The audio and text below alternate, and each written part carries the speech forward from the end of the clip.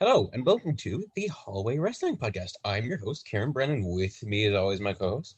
Man, the genetics forgot rain. And Kieran, this is the first time we've been on Zoom in a while, and Yes, it is. that intro is smooth. Although I'm just looking at my camera, and I look like an absolute bum. But we're here, and I'm Always do. the sun is shining. It's Easter Sunday, and we've got a huge week ahead of us. So I'm pretty excited. We're swamped in college work, but Mania week. Plus for me, it's Masters week as well. The golf is coming, the first golf major of the year. So I'm pretty in a good mood, to be honest. But The biggest week of your life, man. Oh man, no! And every time April comes around, I'm always hoping that they're both on the same because I took Sunday off. I'm in work tomorrow, but I took Sunday off next week, and I'm just looking forward to it. It's gonna be a really great time. It's always nice when you have that WrestleMania buzz, and it really does feel like you have an entire week of just really solid, fun wrestling. And this year, especially, it genuinely is an entire week of like Mania events. But we'll get into that in a bit. We'll go with news first, I suppose, as usual. Unless there's anything you want to talk about in the real world. Happy Easter, everyone. Yeah, what Easter eggs did you get, Kieran? I got an Arrow one. I got a Freddo one, celebrations and cream eggs. Because like my grandparents like give me Easter eggs. I'm like, I don't eat them. Does anyone actually eat Easter eggs? I feel like everyone just eats the bars that come with them. Maybe that's just me. I don't know. Oh man, when I don't know how people what like the Easter bunny you got like carte blanche for our Easter eggs, but like I got a Lily Allen salted caramel one, which I'm gonna devour. Salted caramel and chocolate is just a combo, and then I got I don't know, an independent brand, but it's an Eton mess egg. So in the front of it, it's got like strawberries like in the egg. So it's like white chocolate and strawberries in the egg. So I'm looking forward to chowing down on them. But I like a bit of chocolate. I've years past you would have probably murdered them in a day as a kid, but to be honest, I think I could stretch it. That might be my Mania week snack store. I'd save a bit of money for Mania weekend, not buying food, just eat the Easter eggs. We love to see it. But it's as I said, it's a busy week, Kieran. But like, I want to, before we start, Kieran has been quite busy this week, so he hasn't seen a lot of the news. So we're gonna get Kieran's live reaction to a lot of stuff, and Raw. We're gonna get Kieran's live reaction to like Raw. So this should be really interesting. But I want to start off with Andrade, Kieran, because Andrade did a Facebook Live with a journalist from Mexico. So it was in Spanish, but it was translated into English. And Andrade was officially released. He basically, the report came out that Andrade left the contract behind, earning $3 million a year. Wow. To just sit at home. $3 million. Andrade's revelation of earning $3 million per year reveals that it was a bold move for him to ask for his release. So basically, he was offered $3 million a year to sit at home. That's how much he wants to wrestle. $3 fucking million. Oh my gosh.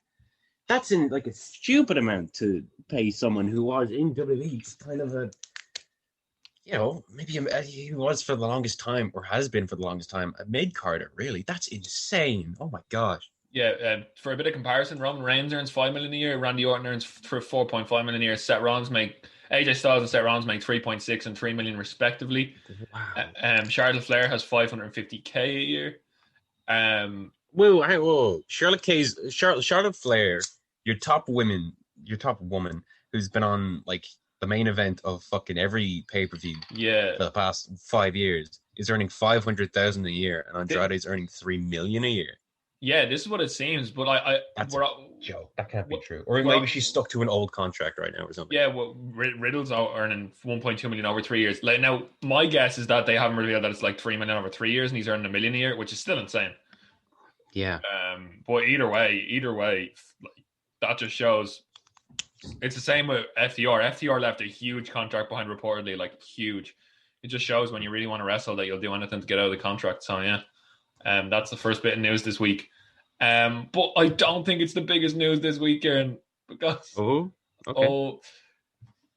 So after Mania on the 11th of April, there's a new episode of Stone Cold's Broken Skull podcast gone live on the network on Peacock. Do you want to guess who the new guest is, Kieran? Who is it, Vince again? I liked when he came on. That was fun. It was interesting. Break the walls down. Oh, Chris Jericho. Chris Jericho is the latest guest on the WWE affiliated. What? And it's going to be on the network. It's going to be on the network. and it's going to be Jericho, and it'd be very interesting to see how much they promoted over the week. And they're definitely going to talk about AEW and the memes that have been going around that have been like, here, Chris, tell me about those tag rules in AEW, or it's just all the AEW WWE memes, like Austin and like because they did like a trailer where it was like them like looking at each other, and then they look at the camera at the end. It's just so this is crazy, man. This is like Jericho put out a tweet being like the forbidden door has been broken down, obviously like taking the piss.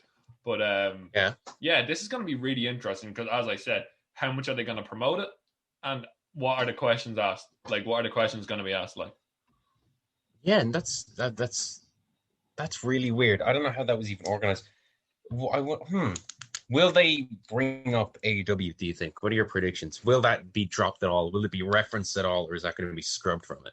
Yes, I think it will be referenced. I'm getting up an article right now because I think there was a Stone Cold revealed Vince's reaction.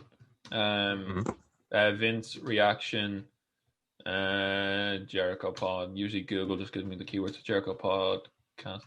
I think we have some. Stone Cold reveals Jericho's Vince McMahon's reaction to being on the Jericho pod. It was announced WWE and current AEW wrestler Chris Jericho will appear on the Broken Skull sessions with Stone Cold Steve Austin on 11th of April, the same day as night 2 of WrestleMania 37. Speaking to Justin Barrasso from Sports Illustrated, host of the show, Steve Austin discussed how pretty damn cool it is having on Chris on the show, especially considering he was working for AEW. It was Chris who reached out to him after watching the interview with The Undertaker. And he basically he then mentioned that he spoke to WWE Chairman Vince McMahon to see if it was all right for Jericho to be on the show. And Vince just said it was fine. He texted Vince and said we had this badass idea about Jericho coming on.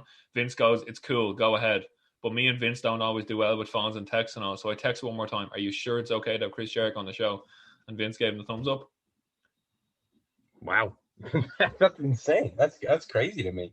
Having that on after night 2 of Mania, when you just have this entirely new, well, not new audience, but you have a bigger audience being on Peacock or whatever in the US, that's crazy to me. That's really insane that is happening at all. That's pretty insane. And Vince, to have that from Vince is just crazy. Like it's. I mean, I guess the talk has always been that anytime someone goes to the AEW, he kind of is like, "Oh, I hope they do well, and I hope AEW does well." So, I guess it's not just all talk. He genuinely, doesn't seem to really mind that AEW exists and doesn't have that much against them.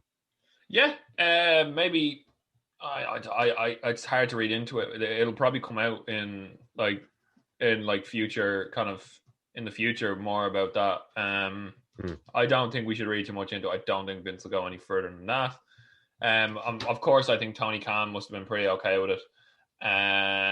He doesn't mind. Yeah, he doesn't care whatsoever. But yeah, so that's probably the biggest news of this week. Like, I think that has to be the biggest news of this week. So what else do we have in the news? What are we gonna go? There's a story about Hulk Hogan wasn't supposed to host WrestleMania 36. Okay. Hulk Hogan was revealed he was originally supposed to host WrestleMania 36 prior to the COVID-19 pandemic. Sorry, okay. So he was meant to host the one last year. So I see. As a resident of Tampa, they enlisted him to be the host of last year's Mania, but is looking forward to filling that role next weekend. And he talks about coming back to Tampa where it all began. So that probably explains they probably had because to be fair to him, Titus O'Neil is a brilliant ambassador for the company from what I can see. Like some of the stuff that I've seen him do, he just seems like definitely. He just seems and this isn't just like a good hand and that's like a really like cheap no, he does seem like a lot of the stuff he does like with the Make-A-Wish stuff. He just seems like a genuine guy. So yeah, no, I'm happy for him, but I'm assuming they had to kind of shoehorn Hogan in there because it was Tampa. But yeah, Brian Kendrick has retired from wrestling. This is another story. I mean, Brian Kendrick was a very, very good wrestler. Let's not forget that. He was spanky back in the day. There was a famous squash match with Brock Lesnar when Brock Lesnar just didn't know how powerful he was, and he was throwing people around. Like Brock Lesnar genuinely at the start just didn't know how powerful he was, and he had a squash match with Kendrick and smashed him into a ring post. That's a memory that I remember. But then, to be honest, when 205 Live was hot at the start here, and Brian Kendrick was a big part of that. Yeah. He Wow. was, yeah. Yeah, he definitely was, because he won the title off TJP, right? He did. Yes, he did. Yeah. But no, because that was when, because obviously the tournament itself was like really solid and really good. In retrospect, one of the weaker ones WWE's done since then, because the Mayhem Classics and the UK tournaments have been really good. But at the time, Cruiserweight Classic was really cool. TJP won that, and then Kendrick just kind of got it off him for no real reason, and it just kind of, that whole division kind of started the entire time. And I think when a 205 Live eventually got a bit of momentum behind it, he was there, but like he wasn't the driving force behind it by any means. But I did like his heel work, and a lot of his, he is a very good trainer and has helped a lot behind the scenes, reportedly, with NXT. Obviously some people know their body. It's got nice that people know their limitations with their bodies. Wouldn't be surprised if he left WWE and went on an indie run if he came out of retirement, because retirements just don't exist. It is what it is. Hopefully he finds someone. He's definitely got a producer of sort. Kieran, I don't want to get you hard as a rock on like at 5 o'clock on a Sunday, but Walter is still hoping to face Finn Balor despite cancelled WWE feud. Was it supposed to be Walter and Balor here in Dublin? It was meant to be in a Takeover Dublin. So yeah. Yes. See, I was looking at that the other day because I had tickets for it. It's not even cancelled. It's happening in like June or July. Obviously, it's not going to happen, but like we still have tickets, so they haven't cancelled that event. It's gonna happen here eventually in like a year's time or some shit. Yeah, so maybe we will get to see it someday. That would be cool. Yeah, speaking of Sports Illustrated, Walter said, we've never wrestled before. I think it's one of the matches I'm very motivated to have, especially right now. This is the best Finn Balor I've ever seen. The way he carries himself, the way he carries the company, it's fantastic. His title reign, that's what a title reign should look like. His title matches, that's what title matches should look like. Well, big respect. That says a lot, because he's spoken a lot about how important a championship should feel and should be. Legitimacy. So it says a lot about, just Balor's reign in general. If Walter's coming out and being like, it's incredible. So there you go. There's a lot of news about like what segments are going to get edited out on Peacock and kind of stuff like that. Anything Dodge. And you know what? Fucking fair enough, man. Yeah. Like, there's a lot of like really shitty things that have happened in the Fed over the years. Yeah, like Edge was talking about the live sex celebration and et cetera, et cetera.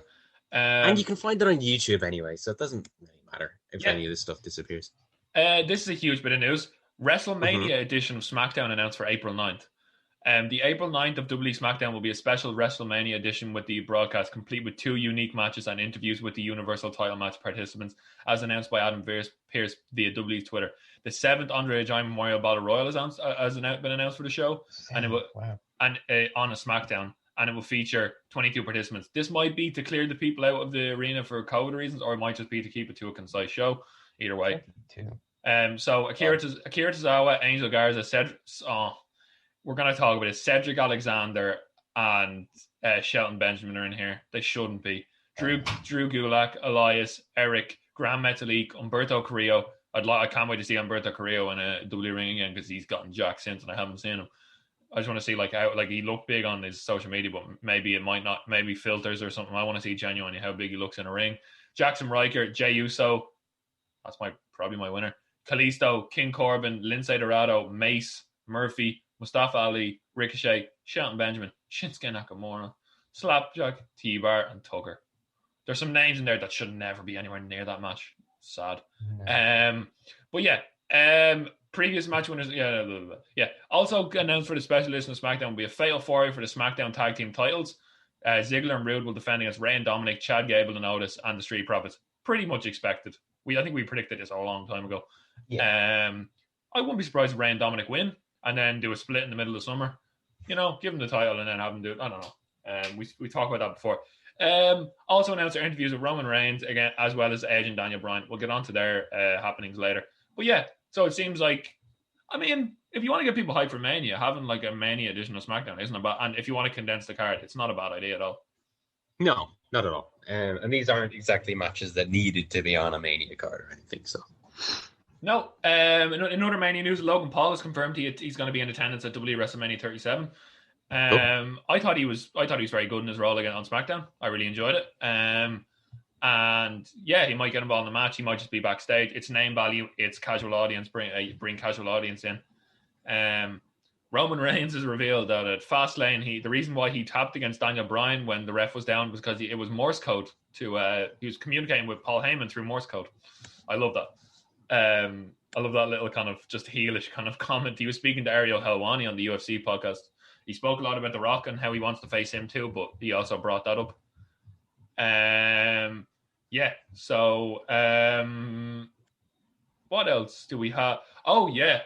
In New Japan news, the New Japan have announced, revealed the new title, the new IWGP Heavyweight title. So basically, they've destroyed all their history. It's a new belt. It's not a good. It's not been received well. They've completely the title looks like Cody Rhodes' neck tattoo, Kieran.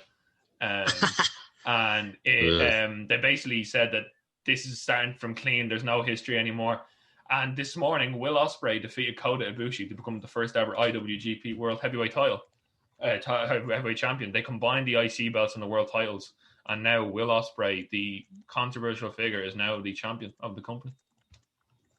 Well, fair enough, I guess. We've talked about Ospreay in the past.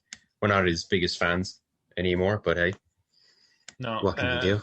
But yeah, and I think that might be it because we want all the news here that I've seen. We want to talk about through the shows and the predictions. Actually, there might be one more story about the Hall of Fame, how long it's going. The Bella Twins revealed because it was obviously taped. I think I saw photos on Twitter of them backstage with their rings. So where is this story? They revealed how long the each speech was. This might be a factor into how much I'm going to watch. The Bella Twins revealed they were told they had between 3 and 5 minutes for their speech. Really? Only? Wow. Because some speeches in the past have gone on for so long, just so long. So 5 minutes is not long at all. Oh, yeah. Actually, sorry. This turned into an interesting story. Nikki and Brie will be inducted as the class of 2020 and 21 after the COVID-19 pandemic, but postponed last year's event with W taping the 2020 portion of the ceremony on Tuesday. Oh, so maybe the 2020 portion is taped, the 2021 is live. The duo revealed they expected to be given 15 minutes of their speech, but were told that they got a third of the time when they arrived. Wow. That's sad. That's genuinely a pity. I don't know. I don't know, like, everyone who's in that class, but, like, if you've made it to this point in your career where you're being honored into a Hall of Fame, give them a break. Let them do it, especially if this is something pre-taped. People are just going to fast forward it anyway, so it doesn't, let them say what they need to say. Yeah, I agree. It'll be interesting to see who else gets more time. It's going to be a busy week. I'm going to try and watch as much as I can while still doing college work. But, some of it might be watched the next day, depending. Mm-hmm. But, Kieran, I think it's time to get into what we're going to call the WWE Week in Review plus predictions.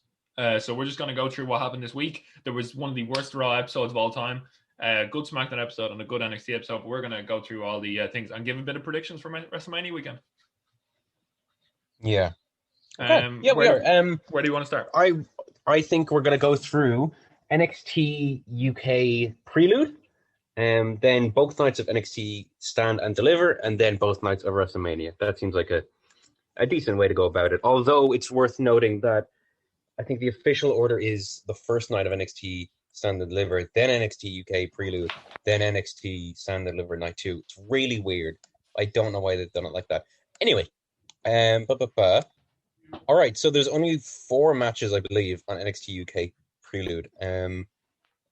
Only 3 have been announced, and there's also other people appearing. Ilya Dragunov, Jordan Devlin, A-Kid are all confirmed. Here's match 1, Miko Satomura and Amelia McKenzie versus Isla Dawn and Kaylee Ray. Why? That's Millie McKenzie. She's actually I think we saw her live at Defiant. She's one of the best. She just signed with the company, and she's absolutely fantastic wrestler. Can you read out the other participants? It was Isla Dawn, Millie McKenzie, and who?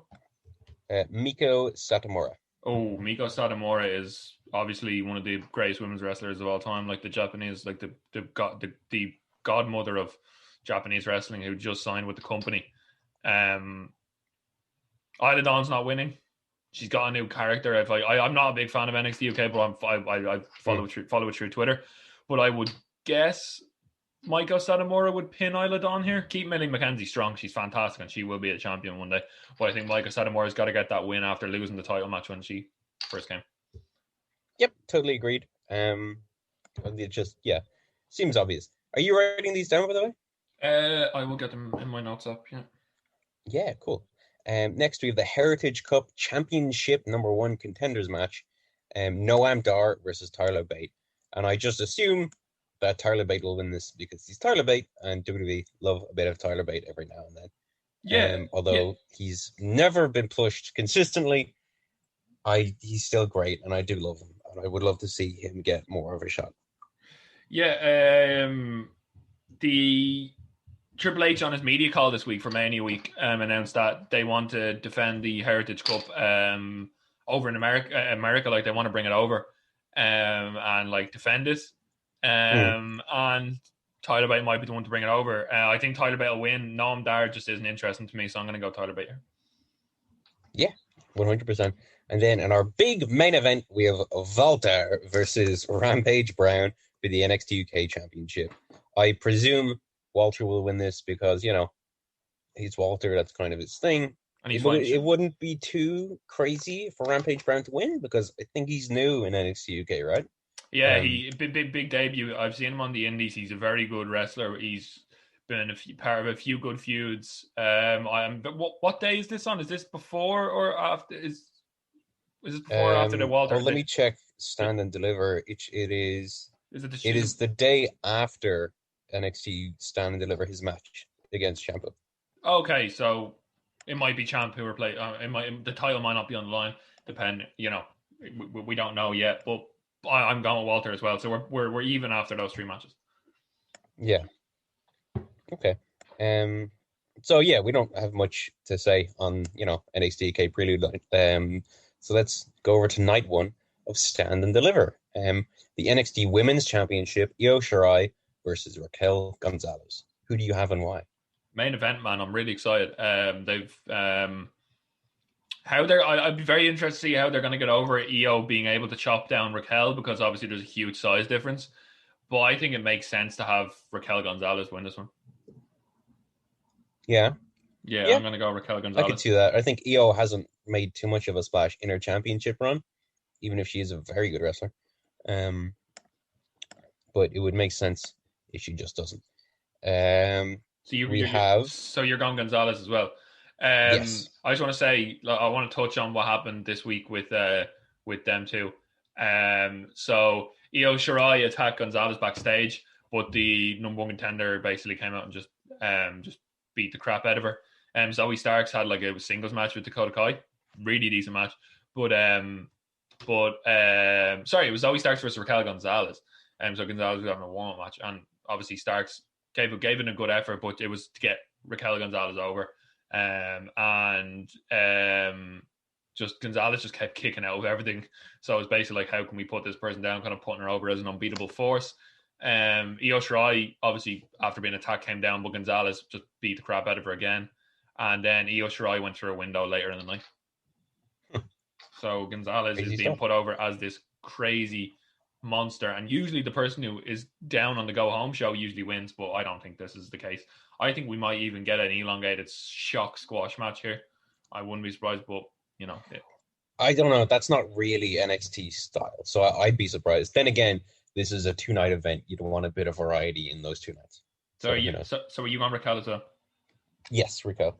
Cool.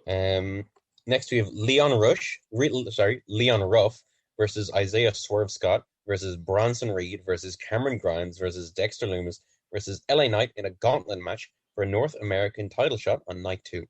Yeah, so basically what happened on this night, obviously the Battle Royal happened, Kieran. Mm-hmm. And obviously the last 6 participants. I like the fact that Kushida and Pete Dunne eliminated themselves and they beat each other up on the outside, and that match has been announced for TakeOver. We're getting Kushida versus Pete Dunne. I'm not complaining about that whatsoever. That is a pretty sick match. And it's really, the final 6 are not surprising. We've got a few cool storylines in here. Ruff and Swerve don't like each other. Cameron Grimes is talking about the game stonks and buying everything. He said he tried to buy off LA Knight and Dexter Lumis. He tried to buy the Undisputed Era name. So out of these 6 people, there's some really good, like, oh man, I'm tempted to go with Cameron Grimes. Hard to predict.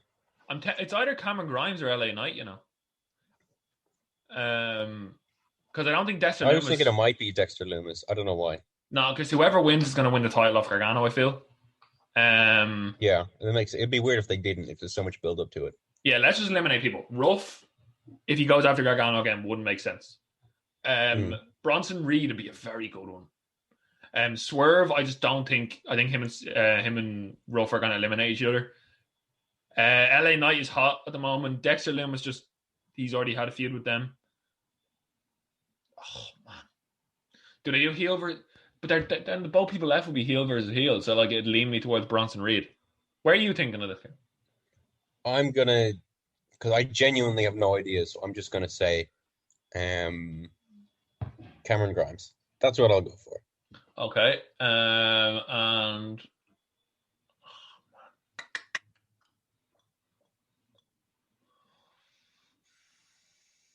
I'm going to go Bronson Reed. I'll go Bronson Reed. Right, I think they'd want a heel versus face dynamic. But yeah, that would make sense, I suppose. Yeah, but yeah. All right. We have the NXT Tag Team Championship match next. It's a vacant title. Yes. MSK versus Grizzled Young Veterans versus Legado del Fantasma. This match is gonna fuck, man. This match is going to be beautiful. These are 3 fantastic tag teams. Grizzled Young Veterans will hold it together. Legado del Fantasma and MSK have a little bit of heat going on, and they're both crazy as fuck. Like, they're both just mentally athletic teams, and Grizzled Young Veterans will be able to structure the match around these 2. I think this might be a sleeper for match of the week. This could really, really kick off. As far as the vacant titles go, because MSK won the Dusty Cup, and you'd probably think, maybe they win. But, like, we've seen before with Grizzled Young Veterans, you remember when they beat British Strong Style to win the tag titles on the first takeover Blackpool, like, out of nowhere, and everyone was like, oh shit, I think that might happen again. I think I'm going to go Grizzled Young Veterans purely because I just like them. Yeah, I fully think that Grizzled Young Veterans are going to win, but I also have it in, like, a thing in the back of my head where, like, MSK are kind of, like, doing really well at the moment, and would you put the belts on them? I don't think you can have Grizzled Young Veterans lose that much. I think I agree with you. I think Grizzled Young Veterans are going to go over. So yeah, I'm going to go Grizzled Young Veterans. Sorry, I'm putting in the predictions for the Bronson Reed, and then Kieran said Cameron Grimes, and then we both have Grizzled Young Veterans. All right then. Next up we have the final night for, it's not the main event, but it's the final match on night 1, which will be Walter versus Tommaso Ciampa for the NXT United Kingdom Championship. I think if Ciampa won, it would be a great boost to NXT UK, but I also do not think he's going to win, because I don't think they're going to want to send him to the UK at all, especially not when he's one of, like, the NXT guys, he's just one of those people who you associate with the brand so much. It would be almost weird to have him go to what is in many ways the developmental for NXT, and in some ways, not all. So I'll say Walter will retain here in a great match. This is going to be fantastic. The selling that Ciampa's going to do for Walter here, he's going to make him look huge. This might be one of Walter's biggest victories, because he's had some big victories, but beating a guy like Ciampa and, like, dominating, I fully agree. I think it's not going to main event because obviously Raquel and Io, but I think this might be the match of the night. We're going to vote Walter as well. I just can't see Walter losing this yet. I think it needs to be something huge to have Walter lose the title. I know Ciampa's huge, and it's a great feud of what they built up, but I just don't see how Ciampa wins this, because COVID and kind of obviously what you said there with how he has a young family. I don't think he want to be going over to the UK a lot. So yeah, 100%. I fully agree. And we also have the whole, is Thatcher with Imperium, or is he going to keep with his boy Ciampa? Like, this is going to be a very, very interesting night. Yeah. I'm really, really, really curious and excited for that match. I'm eating nuts right now. Nuts are really nice. I could tell. Um, I was like, you're eating something because you're like not answering straight. I was like, the man's feeding. yeah, I don't know. I've just been getting way into nuts recently because Circle K they had like a scratch and win thing, and I Oh kept yeah. winning nuts, and I was like, oh, I don't really like nuts, but I just went up and cashed them all in, and I was like, oh wait, nuts are amazing. Anyway, night two. Let's jump to night two. The NXT Cruiserweight Championship match: Santos Escobar versus Jordan Devlin in a ladder match. Both of these people are champions, but it's kind of dodgy. I think Jordan Devlin will probably win this and just kind of retain it because they really, really like Devlin, or at least Triple H seems to. And he is a very talented person, even if he's dodge. Yeah, I think there's a lot more. Like Santos Escobar has been amazing, but I can see him being like a kind of main event player as well. Like he's built, and I think Devlin would do well with a lot of the matches. And there's a lot of fresh matchups. Like they need to freshen up, so maybe him winning that would just put him on a pedestal. And yeah, it is what it is. We're gonna go about Devlin, and that's all we're gonna say on it. Yeah, fair enough. We next have the North American Championship match: Gargano versus To Be Determined. We both, I assume, would say To Be Determined. Whoever wins the gauntlet will win this. Yeah. Do we want to do a thing of if you get the first one wrong, you can't get this one right, or do you want to just put our bets on both To Be Determined? Just put them both on To Be Determined. Both TBD. Okay. There's a double main event in the second night, by the way, so this should be interesting. Is it double main event, or is it just they're just calling it that, and one match is the actual match? Oh no, yeah, they're calling it a double main event because both matches are huge. Yeah, they just couldn't decide which one, so they just threw a double main event. It's silly. NXT Women's Championship Tag Team Championship match: Shotzi Blackheart and Ember Moon versus The Way. Did you say? Did you say Shotzi Blackheart? Shut up. You did. Shut up. Shotzi Blackheart and Ember Moon versus The Way. Now, I have not heard of The Way until about 20 seconds ago when I first said their name, so I'm going to go with Shotzi Blackheart and Ember Moon. That's Indy Hartwell and Candice LeRae, the Gargano faction thing. You can't have them just win the belts on the same night that someone else won them and then have them lose it a few weeks after. So yeah, I'm going to go to retention. Yeah, and she'll have a cool ass entrance as well, so. Yeah, we're both similar quite here, but I think it might differ when we get on to Mania. Yes.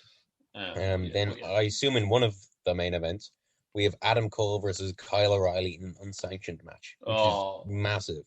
Man, and I think Cole is winning this one with, I'd be fairly comfortable saying Cole would win this. Man, watch the Prime Target and tell me you're not hyped for it. They're bringing out a full version later in the week. Like a long form version of it soon. Yeah, it's on April 6th. It's I have this big, WrestleMania week of programming on Peacock, and it's highlighted there, so it's coming out April 6th. I think I might get Peacock for the week. Is there a free trial on Peacock? I don't think it's in America. I mean, sorry, I think it's only in America. So what do we use? The network? Yep. But Peacock just has the network. It just hosts it. It's just part of it. Like if you subscribe to Peacock, you have the network as well, but we get the network separately. Okay, grand. So that's okay. But anyway, it was just fantastic, amazing stuff. I love O'Reilly and the kind of the feud with him and Cole. They know each other like the back of their hand. It's going to be amazing. I'm going to go Kyle O'Reilly. Personally, I think Kyle needs this boost. I don't think Adam Cole needs the win. I think Kyle winning would just take him to another level and set him up for a good thing and good stuff in the future. So I'm going to go Kyle. Yeah, I don't know, because I just think if one main event, which we'll get onto in a second, has a happy ending, I think this one needs to have a sad ending, and that main event will be Finn Balor versus Karrion Kross for the NXT Championship. And I'll cry and it'll be sad, but Karrion Kross is probably going to win this, and it'll be a nice way to end the night having a face win. So you're going Kyle, yeah, right? No, I'm going Adam Cole.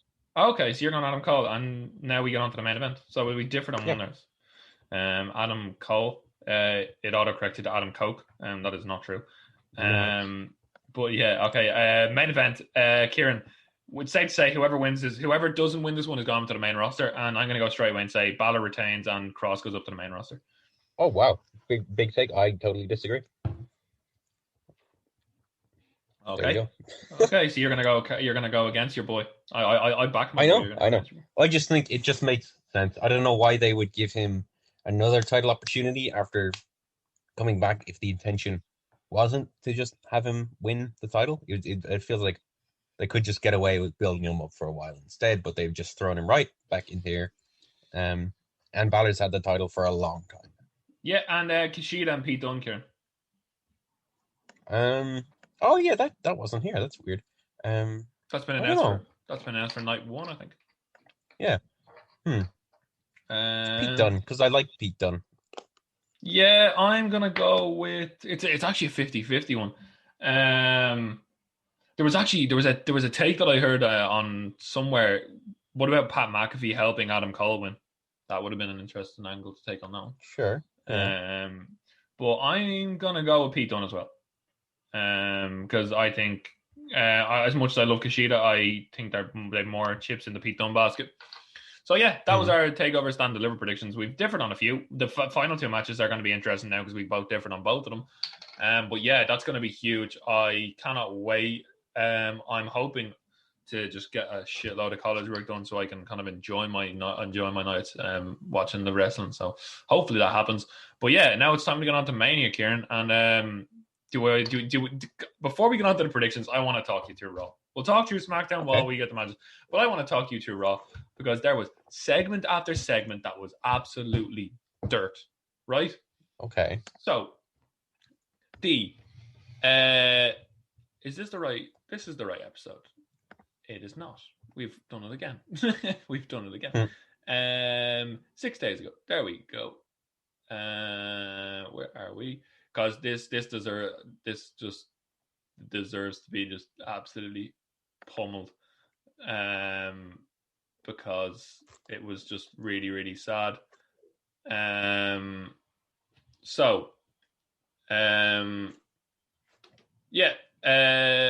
think okay, here we are. Right, Kieran, for a year, the Hurt Business was the best thing about Raw, right?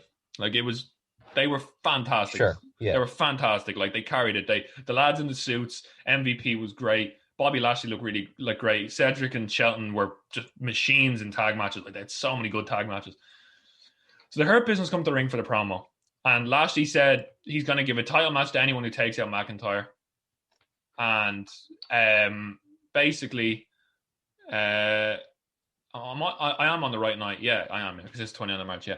So he basically just goes, he wanted to give somebody an opportunity. So if anyone destroys McIntyre, Kieran, they get Lashley at Mania. Which was like, you could half kind of think maybe Lesnar destroys McIntyre and gets the title match, but obviously not. But the Almighty then went to Cedric Alexander and Shelton Benjamin. And I was like, everyone was like, no, please don't do this. Please don't do this. He ripped into them for losing to McIntyre in a handicap match. Benjamin and all got upset.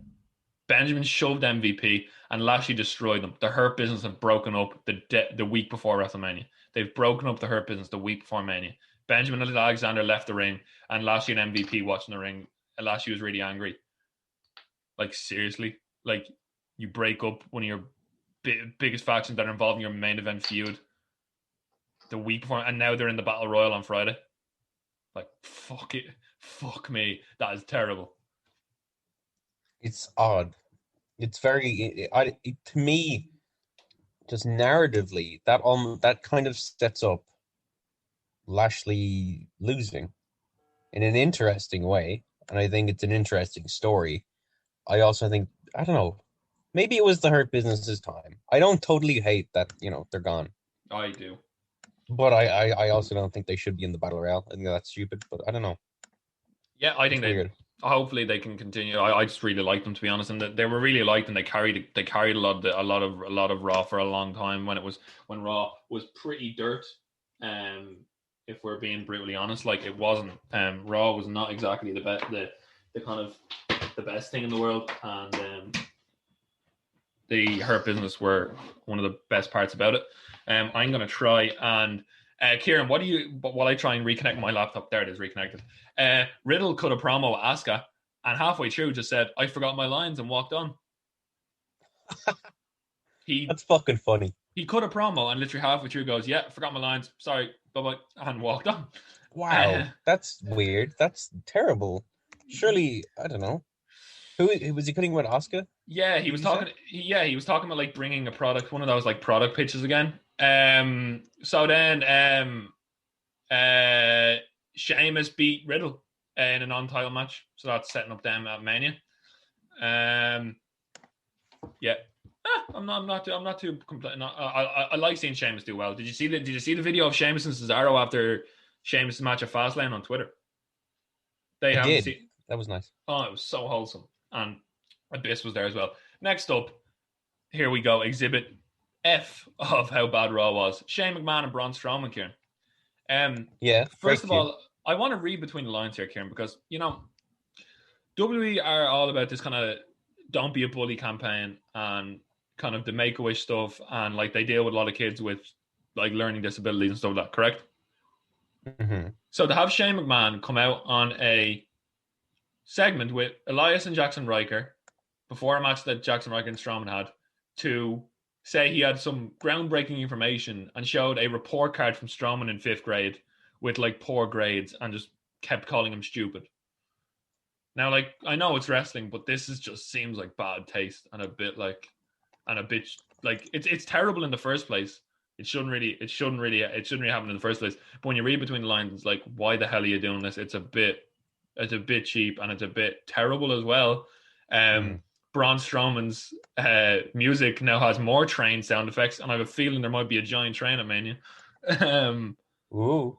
But yeah, Strowman beat Riker, but Kieran, I just don't like the tastefulness of this segment and the quality of it at all. It was terrible, but the tastefulness as well didn't really sit well with me. Yeah, not the best look.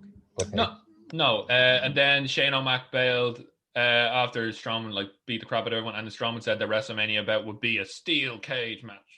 So we got Strowman versus Shane in a steel cage.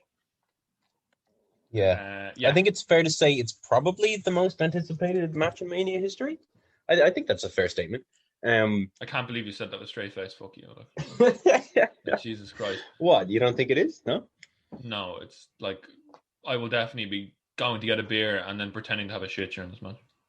No, you're going to... Okay, look, it's not going to be, an artistic masterpiece or anything, but you're watching the match. We got to wait till, like, they're going to kick down the cage doors or something. It's going to be interesting. If it's the opener of night one, I just don't think I'd be at that, like, intoxication level to fucking be able to sit through it. But yeah, anyway. Hey, hop, hop. Kieran. Oh, kill me. Shut up. It happened. The Miz and Morrison were in the ring. They had a new music video. Morrison was wearing an orange outfit, and they had a 5-minute music video called Hey, Hop, Hop, which had about 150 million camera cuts in it. And it was basically really bad rap, and it kind of cut back to them in the ring dancing, doing the dance moves, and it would alternate between them in outfits and then bunny outfits. And it went on for far too long. The segment was like 10 minutes of talking and then 10 minutes of music video and then the afters. Far too long, so bad. And then the Miz got in Bad Bunny's face, and then Bad Bunny punched him. Bad Bunny's playing his role perfectly, but the Miz and Morrison, listen. They have been given chicken shit, and they're two people who get a lot of hassle, but they are not bad performers. But what they're being made to do here is terrible. I would argue that I, as someone who had never seen John Morrison, do anything before maybe, I suppose, a year and a half ago, I have no reason to believe that John Morrison is in any way a good performer. You have no reason to believe he's a good performer in any way? No, not really, because he hasn't had any amazing matches. He hasn't cut any amazing promos. He hasn't been particularly funny or interesting. And he's probably this gimmick is actively dragged down the Miz. He was great in Lucha Underground, from what I hear. That's about it. I'm sure, but he was good on Survivor. He was on a season of Survivor, like season 37 or something. He was good on that. Okay. Fair enough. Fair play to him. But I'm not interested. He didn't win, but hey. I mean, I'll watch this match purely for what's Bad Bunny going to be like in the ring. Because he is really impressed. He has really impressed me, and fair play to him. Because he seems like he actually takes the business seriously. So for that reason, I'll watch it. I hope he gets the win. Because Priest also, I'd love to see Priest as a mid-card champion. Personally, I think Priest just has the look. So yeah, Next up, we had Benjamin versus Bobby Lashley. Bobby Lashley destroyed him and put on the Hurt Lock and won. So yeah, that happened. Sadly. Next up, we had the New Day game night versus and AJ Styles versus Xavier Woods. So the New Day and had like a set up several games to test AJ and Omos on their teamwork skills, and they were like playing Pictionary and Omos wouldn't speak. They were playing charades and Omos wouldn't do the actions. Then Omos told him to stop, and he said all they have to do is win to prove they're the better team. And then AJ and Woods had a good match. AJ and Woods, two great wrestlers. I'm not like really good match. I don't think the game show is necessary, but with the New Day, you can kind of understand it. Yeah, it's kind of like the fun versus serious. Plus, this tag match at Mania will be interesting for many reasons. You got AJ, Xavier, and Kofi, who are three great wrestlers, and you've got the intrigue of Omos' debut in the ring. So while it's not amazing, I'm intrigued personally. Here we go. So Shayna Baszler beat Naomi. Okay, sure. I follow so far. There's the nut. There's the nuts again. So Shayna Baszler beat Naomi, but then this is not on the. It's not on the thing. But there was a contract signing between Asuka and Rhea Ripley. And Asuka and Rhea Ripley had their contract signing, and they kind of chatted shit to each other. And then basically Rhea flipped the table, smacked Asuka in the face, and she was down the ground. And then Shayna and Nia Jax came out and were like, "Why aren't we at Mania? Why don't we have a match?" It's like, because you lost a lot and you had the tag titles. And they go, next week on Raw, me and Shayna and Nia versus you two in a tag title match. And I was like, please don't accept, please don't accept, please don't accept. And Rhea goes, we accept. While Asuka is out cold on the ground. We're getting Rhea versus Asuka on the go-home show for Mania, challenging for the tag titles. Well, never say WWE don't know how to book a feud. Man, that's the fourth time they've done this in the build to Mania. We say it every week. That's 4. It's an objectively stupid thing to do. And people complained when it was happening with Bianca and Sasha. I don't know why they're doing it again so soon. Balor and Cross. Yeah. Both women's Mania feuds have been built off, they're tag. It's like back in the day when they were just, the women's tag feuds were just disgustingly built off like sexuality or whether they were best friends or not. This is like okay, I wouldn't go as far as to say it's as bad as that. No, but it's like a more PC version of that where they just haven't got it. That Vince doesn't trust them to like take the mic and build a match on them by themselves, like, which is just stupid because Shayna. Well, look, I don't think this is a Vince doesn't trust women thing. I think it's just a WWE is kind of. Oh, sorry, nuts stuck in my mouth. WWE just like struggle to. Oh, very good.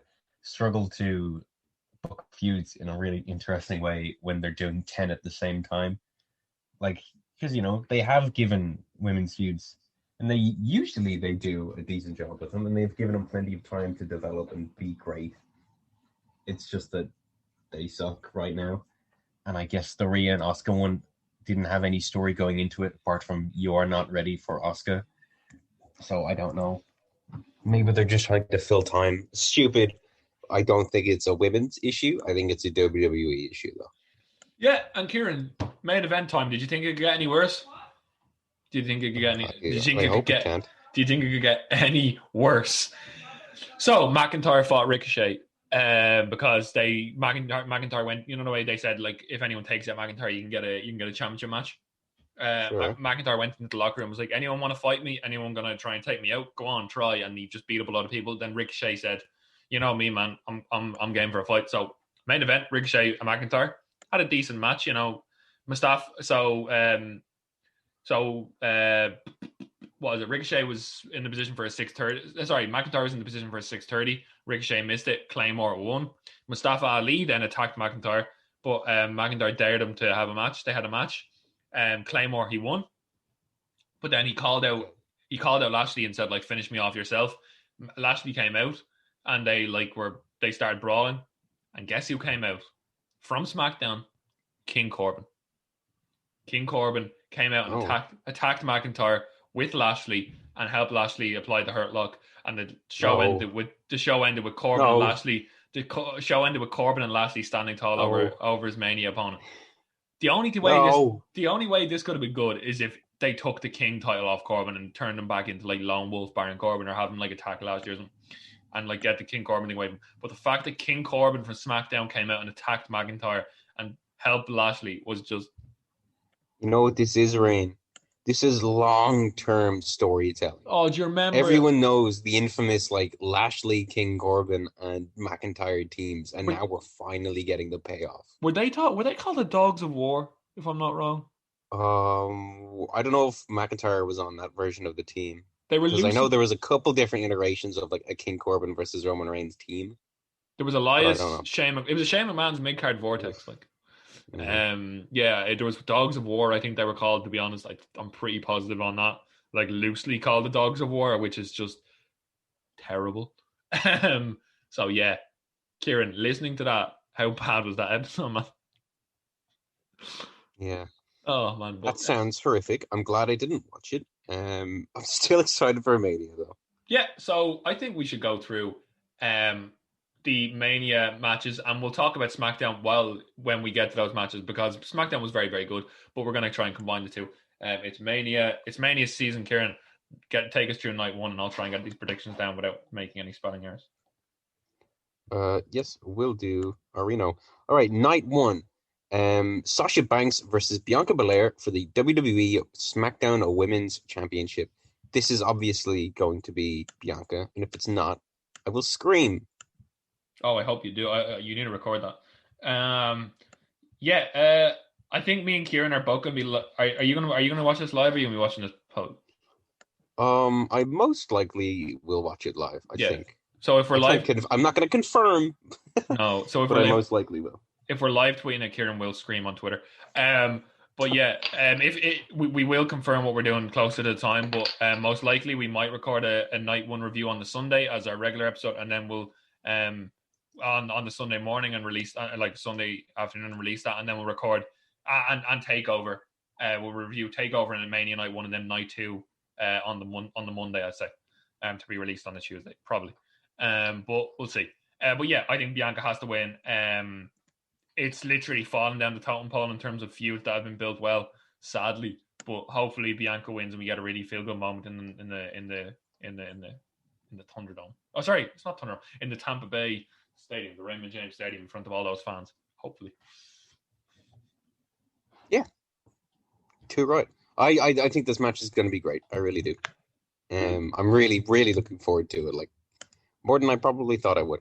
Yeah. Wait, let's just say, like, we were never doubting when all the talk has been like, oh yeah, the feuds have been built badly, but no one online has doubted the match quality. Like there will be great matches. It's just the amount of investment that people have in said matches. Yeah, I'm also super interested in fucking what's it called? The crowd. There's going to be a crowd there. What are they going to be like? How spaced apart are they going to be? Will there be any sort of atmosphere? I don't know. It's a really interesting Mania this year. Mm-hmm. Okay, next match we have Bad Bunny with Damian Priest versus The Miz with John Morrison. This is obviously Bad Bunny's going to win. This will not shock anyone, and I think it'll be an alright match, or at least it'll be an entertaining clusterfuck. Yeah, Bad Bunny wins, and it'll be just crazy, like some mental shit maybe. I don't know if the crazy jumping off whatever spot will happen in this, but the fact that the Shane match is in the cage, and the fact that if you escape the cage you lose leads me to believe that Shane is going to jump off the cage into the ring, so someone else is going to be jumping off some pirate ship or something. So maybe it's Bad Bunny, but yeah, I'm going to go Bad Bunny as well. It seems right. It to be honest, this could be the one match where like the Miz wins and you get that kind of shock heel factor, but I don't think so. Yeah.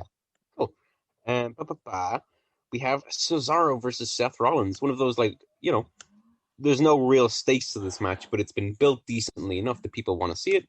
And I think Cesaro will get the momentum and maybe go for a mid-card title. And I think he'll win this one. Yeah. Seth Rollins' suits are just really infuriating. Like the really crappy suits. Basically, on SmackDown, Cesaro, Corey Graves hosted like a promo session with promo off with Cesaro and Rollins said he was unshakable, basically trying to like no sell the effects of like being swung around by Cesaro so many times when he accepted the challenge. That was really cool when he swung him around backstage. Cesaro said he may be unshakable, but he damn sure isn't unswingable. And Corey Graves kind of laughed, and then Rollins was like, "Get the hell out of the ring, Corey." And Rollins threatened to end Cesaro before WrestleMania, and Cesaro threatened to just looked at him and was like, "Take a swing," and Rollins retreating and kind of pussying out. So this match obviously is gonna fuck, as we say, or as I say, it is gonna be a fantastic match. It's gonna be like Owens and Rollins from last year, but I think it might be a bit better. There's two matches that are like this on the card. One involves Owens as well, that are just fantastic matches that have been built subtly for a while, but then they're just going to be enjoyable matches. You know, one of them that like are easy on the eye. Not going to take an eye off it. I really enjoyed it. And I think if Cesaro doesn't go over, I think it's very, very, very stupid. I don't think Rollins needs a win to be put into a feud. Rollins has the accolades to like be in any feud in going into like the summer. He doesn't need to have that win. And if Cesaro gets that win, it'll be huge. So yeah, Cesaro for me. Yeah, coolio. The New Day, Xavier Woods and Kofi Kingston versus AJ Styles and Omos for the Raw Tag Team Championships. The New Day just got this, right? But they aren't really known for having super crazy long title reigns. I think at first they did, but lately it's just kind of, give them another one so they'll eventually break a record or whatever. So I think I'm going to go with Omos doing something crazy in this and having a WrestleMania moment and winning. Either that or the moment is just going to be the fact that Xavier beats Omos or some shit. I don't know. Yeah, this is a tough one. Like, I'm not sure. Who am I going to go with? Like, New Day, it's going to be a good match. I think it's going to be a good dynamic. Like, I'd like to see what Omos is like in the ring, or what kind of how they work around him. Obviously, AJ is one of the best of all time, so it will be good quality.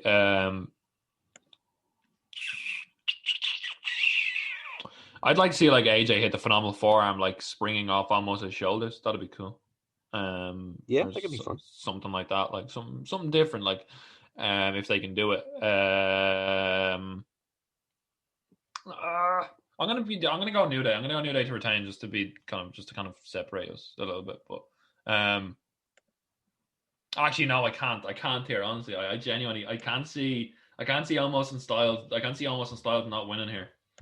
I think there'll be some good feud set up from this going into the summer if Omos and Styles had the belt. So I'm going to change. I'm going to go Omos and Styles as well. I think we might differ later on, but yeah, Omos and Styles.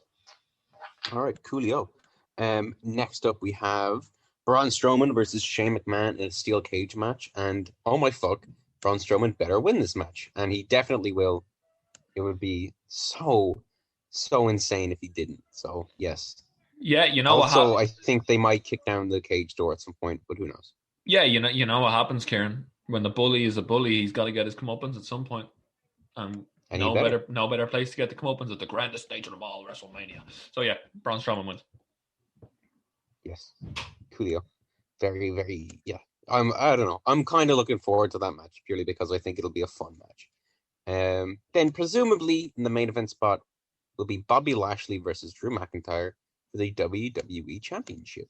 Now, I'm going to go with our boy Lashley winning. Not because I genuinely don't know who will win, but I'll lean more towards who I want to win because I don't want a third Drew McIntyre title reign. I don't think we need it, not in the space of a year. I think that would be such a weird thing to do. Yeah. And I think people are pretty on board with Lashley right now, so give it to him. Yeah, and maybe we might, like, I think this is us speaking from the heart, but I think maybe the Hurt Business thing is a swerve. Possibly. Yeah. But they are banned from ringside, so I'm not sure. Maybe Vince is holding off on the fact that SummerSlam might have a huge crowd and he might be able to get Lesnar in for it. So maybe Lesnar against Lashley is still on the cards. And I think, even despite that, I think Lashley still wins, as I think Lashley's been a decent champion for what he's been given. And yeah, so we're both agreement on that. We've agreed. We've literally gone the same predictions on night one. But yeah, sometimes that's the issue with predictions. Sometimes the results are quite obvious, but it is what it is. Tell me, Kieran, has there been a multi-man women's match announced for the tag titles on night 2? Is that because there was something going on with Tamina and Natalia are now tag partners? Nothing's been announced. Is the women's... Wait, are the NXT Women's Championship separate from the main roster ones? Yeah, they're two different titles. That's stupid. No, nothing's been announced as far as I know. Maybe it'll be on the pre-show. Yeah, we'll see. But obviously, there's loads of teams there: Mandy and Dana Brooke and Naomi and Lana. So maybe that might be a fail 4-way tag match. But yeah, so night 2 says it obviously looks like the stronger night on paper. Yes, we have Matt Riddle versus Sheamus for the United States Championship. Now, there is an argument to be made that Riddle should retain this, but he is the champion, right? Yeah, I think he is. Yeah. But I think given that he has literally forgotten the lines of his promos earlier in the week, and that Sheamus is, big monster Sheamus, I think Sheamus will win this. I'm going to go the other way. I think Riddle wins. I don't think his title reign has been long enough in Vince's eyes. Vince is very high on him. No pun intended. But yeah, Riddle to win this one for me. Yeah. Okay. Wait, let me go. Let me just get that down. Sure. Night 2. Yeah, Vince just seems very high on Riddle in general. Like it's just the backstage rumors are just that. I'd love to see Sheamus with a title run because, as I said, I'm probably one of his fans, whereas people have been critical of him. But I think he's done very well since he's returned. He's in great shape. He was very, very injured and very close to retirement, but he lost a shit ton of weight and got his neck in good shape. I don't think he's got much left in him. I don't think he'll be around for much longer because of his previous injuries. But as Edge has shown, maybe neck injuries are more curable than what they were years ago. But yeah, Kieran, you went with Sheamus, and if you win that one, I wouldn't complain because our boy Sheamus will be champion. But yeah. All right, we have Big E versus Apollo Crews for the Intercontinental Championship in a Nigerian drum match. Yeah. Now, Apollo challenged. Big E to a Nigerian drum match.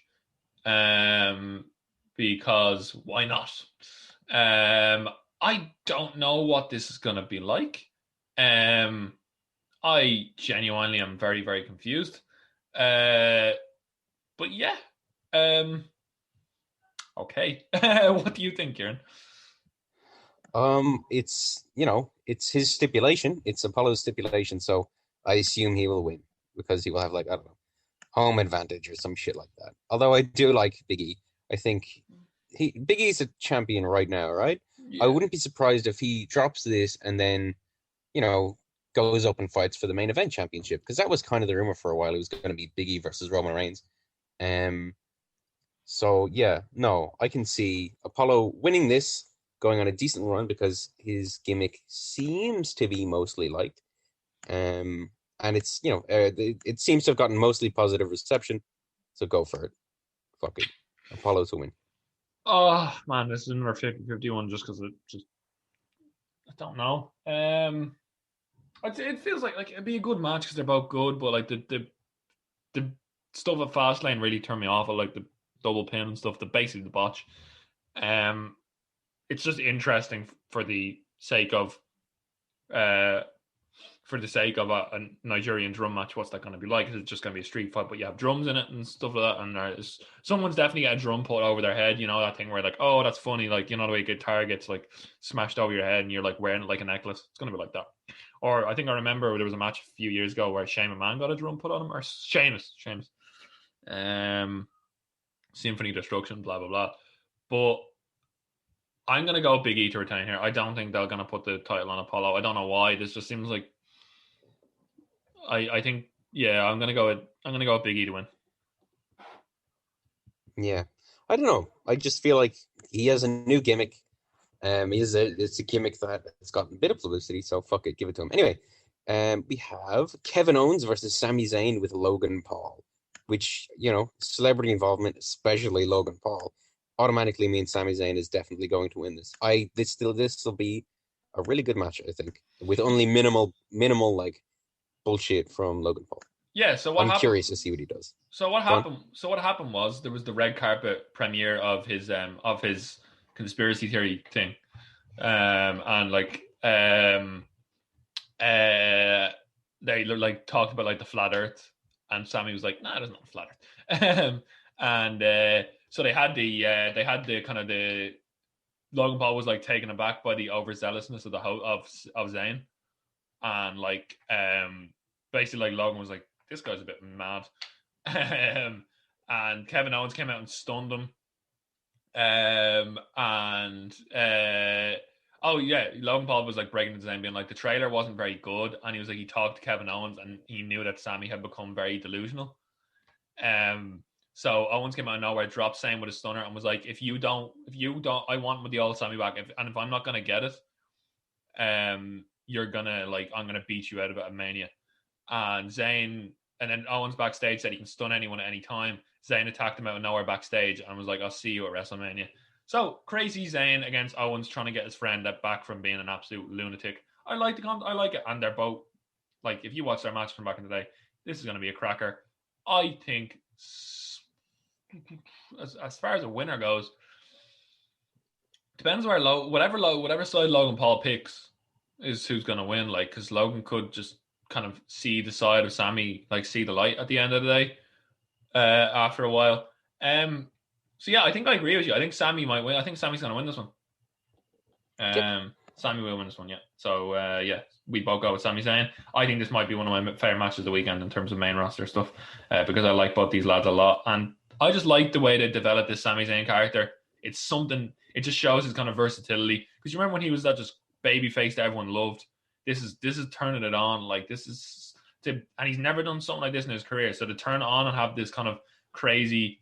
First of all, he had the Fidel Castro kind of tactician kind of thing, and now he's just a crazy conspiracy theorist. When you break it down, it's a very, very, very topical character in American because when you see American politics, there is a lot of people like Sami Zayn in real life, who are like showing people, spamming people with like videos of like QAnon conspiracy theorists. The more you break it down, the more you realize how genius Sami Zayn is with his character. And I know for a fact he's taking a pop at the crazy Americans because we know about his beliefs from the Blind Boy podcast. Yeah. So when you look at it like that, I like it. Cool. So, yeah. All right. Yeah. I just, don't get disappointed when the ending involves Logan Paul and that's how the match ends. Anyway. No, don't. The Fiend. Don't, because I wouldn't be surprised if you look at the Mania ratings and that match has one of the highest ratings amount of people watching on the night. Definitely. Straight anyway, up. The Fiend Bray Wyatt with Alexa Bliss versus Randy Orton, and the Fiend has just debuted some hot new gear, so he's definitely winning this. Yeah, the Fiend has to win this. There's no question about it. Fiend has been known for losing big matches, but I'd love to see a throwback to John Cena. I'd love to see callbacks to Randy Orton's career in the match.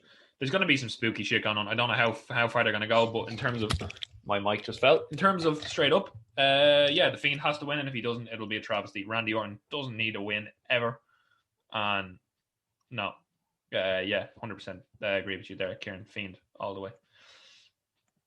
Asuka versus Rhea Ripley for the Raw Women's Championship. I'd go with Rhea Ripley for this because she's new and cool and looks awesome. So yeah, Asuka's title reign has sadly, through no fault of her own, has been pretty poor. She hasn't really defended the belt once. There's been no heat in that belt. Rhea Ripley winning could bring the heat back with that belt.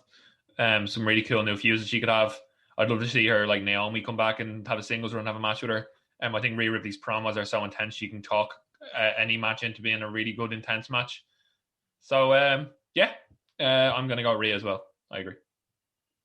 Coolio. And finally, Roman Reigns with Paul Heyman versus Edge versus Daniel Bryan in a triple threat match for the WWE Universal Championship. Now, Kieran, I'm going to take you through what happened on SmackDown because it was pretty good.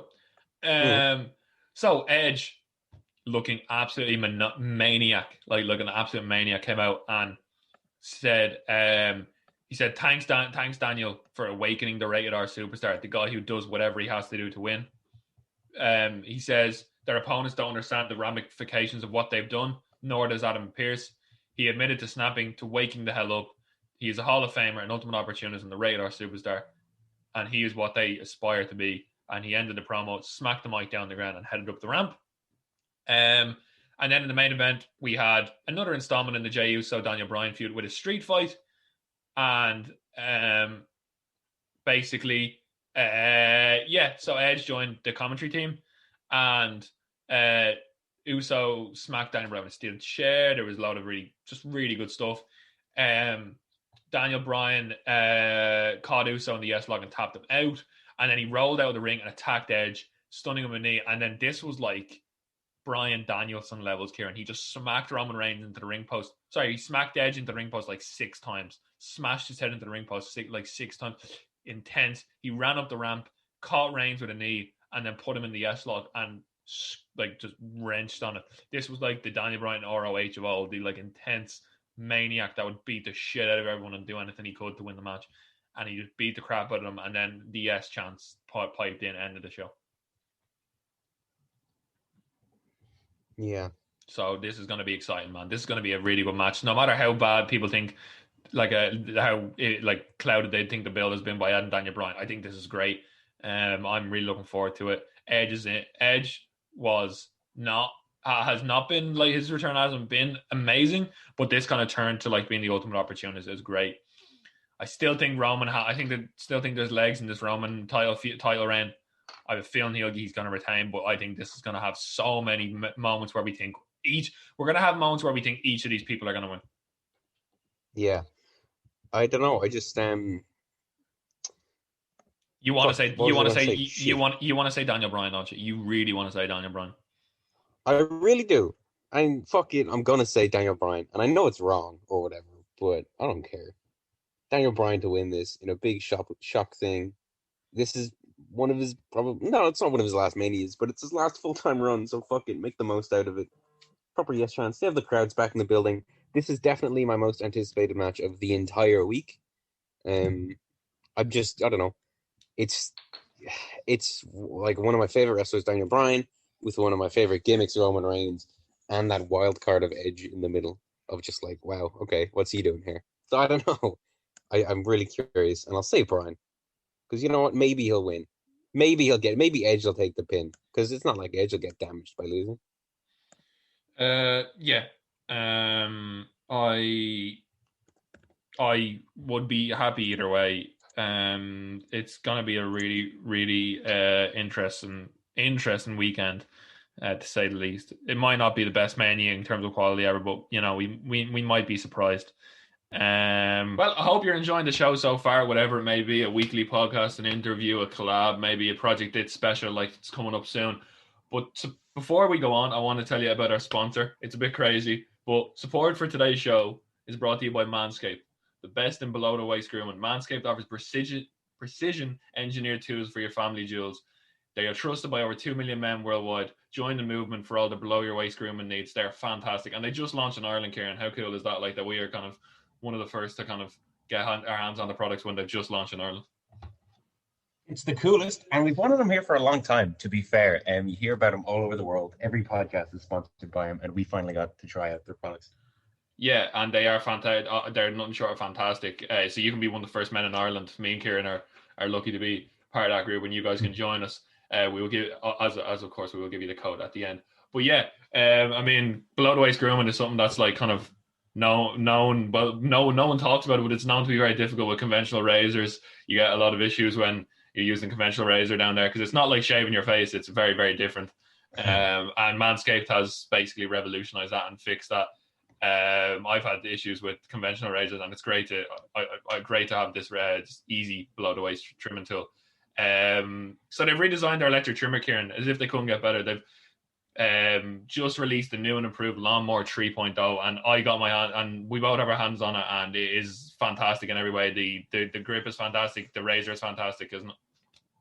It's so good. It's surprisingly good. We got the performance package, which is just like, it's a premium product. It's surprisingly good, worth every fucking cent, in my opinion, at least. It's really well presented. The actual Lawnmower 3.0 itself is really good. I tried it out last night, if I do say so myself. Really, Great grip. There's an LED light on it to help you with like precision grooming. It illuminates grooming areas for a closer and more precise trimming. You can see every twist and turn around your balls. It's excellent. It's one of the coolest features. Yeah, and if you're like me who shaves in the dark, sorry, not shaving in the dark, just showers in the dark, and I might not shave in the dark, but if I am having a shower in the dark, then the LED does help in that way as well, because it is a really cool LED light and it's very, very strong. Yeah, the like premium product, like when we say premium, we're not like just saying that. Like the battery lasts up to 90 minutes, which is fantastic. A lot of the problems with some other electric razors that people try to bring out is the battery life. There's an easy charger port, as me and Kieran have. You just plug it into your USB into your wall, and you just stick it in. It's like basically the same electric system as your electric toothbrush. It's got like a little charger port, and you just stick it in. The third generation trimmer features a cutting-edge ceramic blade to reduce grooming accidents with the skin-safe technology, so it protects you at all times. And the waterproof technology is helpful as well, because as we've said, you do it in the shower. You are grooming in the shower. You wouldn't be doing it like your normal shave at the sink. And then obviously Kieran's mentioned the LED light, which I really, really love as well. And if you're listening to us speak right now, we want you to experience it firsthand for yourself. And as Manscaped said, as we are an Irish podcast, to make every day feel like St. Paddy's Day for your balls with Manscaped. And as the box said, your balls will thank you. And as we said, we have a code, so you can get 20% off and free shipping. And Kieran, before I go on with the code, I think free shipping is huge. The addition of free shipping is very generous, because as it is an American product and coming overseas, shipping overseas to Ireland is huge. So the free shipping to include it with the 20% off is fantastic. Yeah, it's a fantastic code. And like shipping is always the thing that for me, anytime I'm buying an American product, has kind of held it back. So this code giving you free shipping is, I don't know, use it. It is, take advantage of this, because it's a great offer. It's a great deal. Plus 20% off the actual thing itself, which is crazy. Yeah, so let's not beat around the bush. No pun intended. But get 20% off. Get 20% off plus free shipping with code Hallway. That's HALLWAY, all capitals, at manscaped.com. Get 20% off and free shipping with code Hallway at manscaped.com. I'll say it again. That's 20% off plus free shipping at manscaped.com using the code Hallway. Use the right tools for your job. Trim your pants potatoes and your balls will thank you. Let's get on with the episode. Please enjoy. And as we said, enjoy the products, and hopefully we'll see you soon. But yeah, obviously during the course of this week, we have a lot more things going on. AEW are on their first ever house show. AEW on the, I think it's like on AEW house show. That's what it's called. I'll just mention a few matches that are on the card, because that's their first ever house show. They're obviously trying to get that Mania crowd in. It's called The House Always Wins. I like that, because obviously the casino team. We have Darby Allin will defend the TNT Championship on the show against the winner of a 12-man battle royal earlier that night. We'll have a street fight between Cody Rhodes and Aaron Solo after we'll talk about Dynamite. We have the Young Bucks and Brandon Cutler versus the Death Triangle. Pac, Phoenix, and Penta. We have Kenny Omega and Michael Nakazawa versus the Sydal brothers. We have Hikaru Shida, Ty Conti, and Red Velvet versus Nyla Rose, Britt Baker, and the Bunny. Eddie Kingston versus Cesar Bononi. The Pinnacle versus the Jurassic Express and Dante Martin in an 8-man tag. And Orange Cassidy and Jay Cargill will also be in action. That's pretty cool. You know, nice little house show. We also have the GCW Collective, so there's a lot of indie shows going across the weekend. We've got Josh Barnett versus John Moxley, the long-awaited blood sport match between Barnett and Moxley. They are just going to go full MMA and beat the shit out of each other. That's going to be insane. We've also got Joey Janela's Spring Break. We've got For the Culture.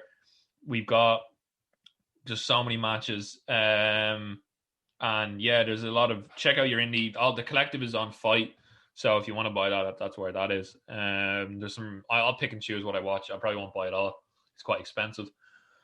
But yeah, look out for codes on Twitter. People are like giving out codes for like credit on Fight if you want to watch the indie shows. But that's kind of cool. But we're going to end the show with Dynamite, because we'll give a bit of respect to Dynamite. Obviously, it's Mania weekend, but AEW are rolling towards about a month and a half away from Double or Nothing. And they had a very, very good Dynamite here this weekend. It opened with Christian Cage versus first match, singles match in 7 years. And he fought his old friend Frankie Kazarian in a singles match. and they had a great match. Obviously, rivals from TNA, they went back and forth. Christian ended up winning with the kill switch. So obviously WWE don't have the kill switch trademarked, like the name, because they were calling it kill switch. Really good match, a lot of near falls. I really like Frankie Kazarian. I think he's hilarious and he's very, very good. So yeah, great. The next up we had Cody Rhodes versus QT Marshall in an exhibition match. Two friends fighting against each other in an exhibition match, Kieran, with Arn Anderson as a special guest ref, as the officiator. So Rhodes refused to apply the figure four leg lock because he didn't want to hurt his friend. Marshall blasted Anderson with a punch, and the exhibition was stopped. Aaron Solo, Nick Comoroto, and Anthony Ogogo betrayed the Nightmare family, attacked Dustin Rhodes in the Gun Club, and just destroyed Cody. They pile driver him on the steps. So now QT Marshall, Aaron Solo, Nick Comoroto, and Anthony Ogogo are no longer part of this huge Nightmare family, and they're all together, which is just really weird. Dustin Rhodes was just bled. Of course he did. He just bled from the head. Cody Rhodes got tombstoned on the steps. All that happened. It is what it is. So that's another faction. John Moxley was in action. Eddie Kingston obviously having a broken ankle. He fought Cesar Bononi. Cesar Bononi's actually an interesting story, Kieran. His wife is actually looking for a bone marrow transplant at the moment, and he's still wrestling on TV. AEW helped him get further up the list on an interview for it, and they're trying to help get his sister over because she's like a perfect match, but she's in Brazil, and they're trying their best to get her over so his wife can have that surgery. So fair play to him for continuing to work through that, and fair play to AEW for helping him through that. Yeah, because that's a really tough thing to go through, to be able to focus on work. Jade Cargill had another great promo where Jade Cargill looks like a boss, Karen. If she does that Diesel run of like winning all these like squash matches and always cutting all these promos, calling herself the baddest bitch on the planet. Yep, fair play.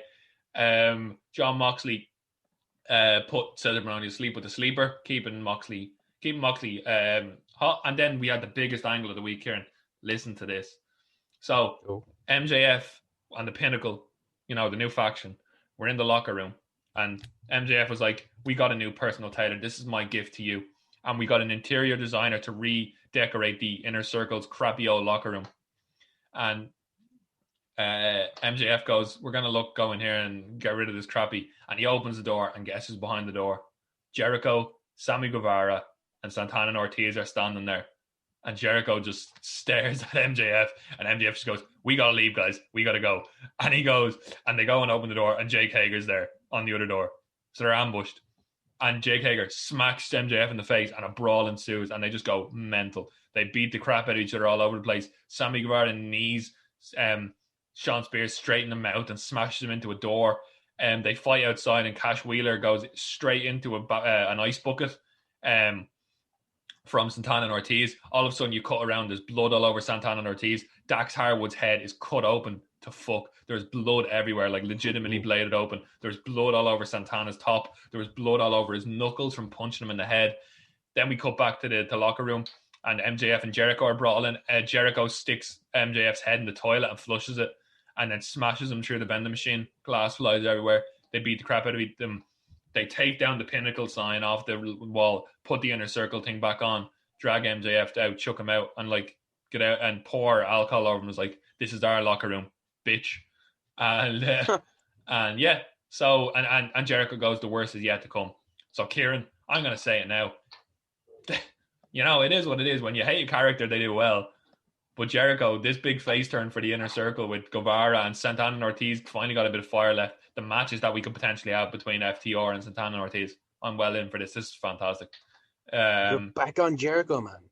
Man, that's wrestling, man. If you have it, you hate. If you don't like a heel, you hate him. Some of his heel work was a bit questionable, and some of his, but like as a babyface, he can kind of lean more into the comedy stuff and kind of protect himself. So yeah, I really, really love this. This was amazing. Dax Harwood bleeding everywhere was fucking insane. So yeah, fantastic. Next up, we had the Lucha Bros versus Laredo Kid, Kenny Omega versus Lucha Bros and Laredo Kid versus Kenny Omega and the Good Brothers in a trios match, Kieran. Fantastic match. All these wrestlers are brilliant. Omega delivered a V-trigger, and so basically earlier in the night, Don Callis slapped Matt Jackson in the face and basically was like, Just like, the Young Bucks are gone. We don't want you anymore. You guys have lost all, like, the old Young Bucks are dead. And he slapped him in the face. So Omega and the Good Brothers won with the One Winged Angel. And John Moxley came out and stood on the apron, and they were like, oh yeah, it's 3 versus 1. The Young Bucks came out to support John Moxley and chased off Kenny Omega. And so because Moxley was talking in all his promos about the Young Bucks, him owning the Young Bucks one, or the Young Bucks owning one. So next week it's going to be Moxley and the Young Bucks versus the Good Brothers and Omega in a trios match. So, they're kind of blending those two stories together. Fantastic women's tag match, Kieran. Ty Conti and Hikaru Shida versus Nyla Rose and Ali. Ty Conti is just brilliant. And the match that they're building to between Hikaru Shida and Ty Conti, 2 martial artists, really cool. I really like it. And I really hope Ty Conti takes the belt, because she has improved so much. We talked about her last week. And then, Kieran, we got onto a match that I really think you would like if you watch the highlights on YouTube. I'll check it out then. What is it? The Arcade Anarchy between Chuck Taylor and Orange Cassidy. There was literally all old school arcade games at ringside. All the weapons were hung up like prizes at a fair. There was like grab machines. There was Pac-Man machines. There was Street Fighter machines. There was Whack-A-Mole, and Lego. There was just a fuck off street fight, Karen, and they beat the crap out of each other. And so there was and it all built to where the Chuck Taylor and Orange Cassidy were walking up towards the path, and they were like, "What's going on here?" And all of a sudden, a white van pulls up, and it's like, "Oh my God, is that Sue?" And it was Sue. Sue is back in the van, and Trent Beretta has returned after his shoulder injury, and he speared Miro through the table. And then all of a sudden, Penelope Ford went to kicked Orange Cassidy in the balls and went to whip him with her belt. But then all of a sudden, who popped out after 9 months out? She returned from a knee injury. Chris Statlander, the alien, popped out of the ball grabbing machine and smacked Penelope Ford with the glass in the face. There's a really cool photo online of like her lipstick, like the kiss mark on the glass, because literally Penelope Ford just got smacked in the face with this piece of glass from Chris Statlander. And then she just got up on the apron and hit her with a Michinoku driver through an air hockey table, like from the apron, and smacked her through. And then, and Trent dodged an arcade cabinet and speared Miro through the table. Taylor hit Sabian through several tables and won. And the show went off the air with the best friends, Cassidy and Statlander, celebrating to the Pixie song, and a thumbs up from Sue. That's how the main event ended. Brilliant. Brilliant stuff. Like a really, really fun main event. Fantastic show. Obviously, it's a weird week because obviously WWE will be dominant because of obviously the news that NXT is going to Tuesday starting next week as well. We forgot about that. Yep, confirmed. I think NXT will get a lot more viewers from that. I think AEW will as well, but I think NXT might benefit from more. But yeah, that was the week in AEW, and really good week. They're building their stories nicely. They're doing very well, and I trust them to do the right thing with the stories. They're really, really simmering nicely, and I'm really looking forward to seeing what happens going forward. But yeah, that was the week in wrestling, and I'm really happy that we got that wrapped up quite early. I like it. Yeah, no, we did. It's a pretty fast succession. Yeah, I think it was a fun week, so we really enjoyed talking about it. So it just kind of went by really quick. That felt like no time at all. But yeah, I think that's the end of our week in wrestling. Kieran, have you got any recommendations for this week? We're going into our recommendations, then we're close up the show. I watched this incredible French movie called Portrait of a Lady on Fire. It's amazing. If you're into film at all, watch it. It's incredible. People have probably heard of it if they are into film, and it's amazing. I also watched Ma Rainey's Black Bottom, which is up for a couple of Oscars, which was really good. It was Chadwick Boseman's last performance, I think, live action anyway.